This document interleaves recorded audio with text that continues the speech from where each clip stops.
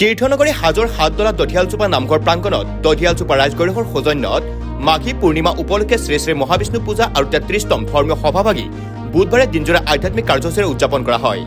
সেই অনুসৰি পুৱা পতাকা উত্তোলন, বৃক্ষৰোপণ, স্মৃতি তৰ্পণ ও মৌনব্ৰত পালন, সমূহীয়া চাফাই অভিযান, ধৰ্মীয় শোভাযাত্ৰা, গীতাপাঠ, বিষ্ণু পূজা আৰম্ভণি, ৰাজহুৱা পুষ্পাঞ্জলি ও প্ৰসাদ বিতৰণ, জুইক সম্ভাষণ পৰ্ব, সমূহীয়া প্ৰীতিভোজন, দুপৰীয়া মুকলি সভা, আবেলি খেল ধেমালি, সন্ধিয়া সমূহীয়া বন্তি প্ৰজ্বলন, মঞ্চ উদ্বোধন, কুইজ প্ৰতিযোগিতা, আধুনিক নৃত্য প্ৰতিযোগিতা, সপোন অনুষ্ঠানৰ লগতে প্ৰতিযোগিতাৰ পুৰস্কাৰ বিতৰণ, নিশা সাংস্কৃতিক সন্ধিয়া, শংকৰজ্যোতি নাট্য পৰিষদৰ দ্বাৰা নাট পৰিৱেশনেৰে অনুষ্ঠানৰ সামৰণি পৰে বুলি জানিবলৈ দিয়ে আয়োজক সমিতিয়ে।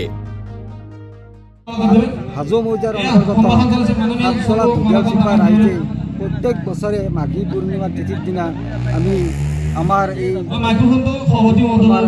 হোমযজ্ঞ কৰি আহিছোঁ।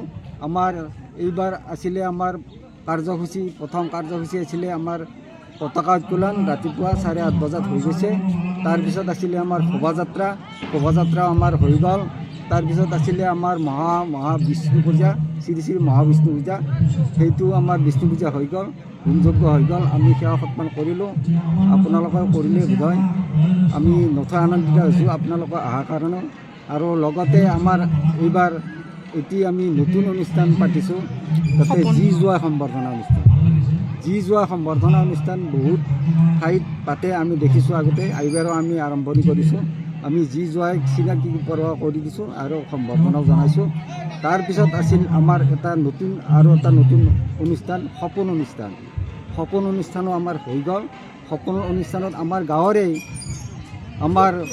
আমাৰ গাঁৱৰ প্ৰণীতা মালাকাৰৰ শ্ৰীজিত মালাকাৰৰ বৰষা মালাকাৰে এইবাৰ APSCত স্থান পাইছে, তেখেতকো মাতি আনিছোঁ, আমি সম্বৰ্ধনা জনাইছোঁ। আৰু লগতে IITত চিট পাইছে আমাৰ গাঁৱৰ পৰা 2জনকৈ, তেওঁলোককো মাতি আনি সম্বৰ্ধনা জনাইছোঁ। আৰু ৰাতি আমাৰ প্ৰগ্ৰেম আছে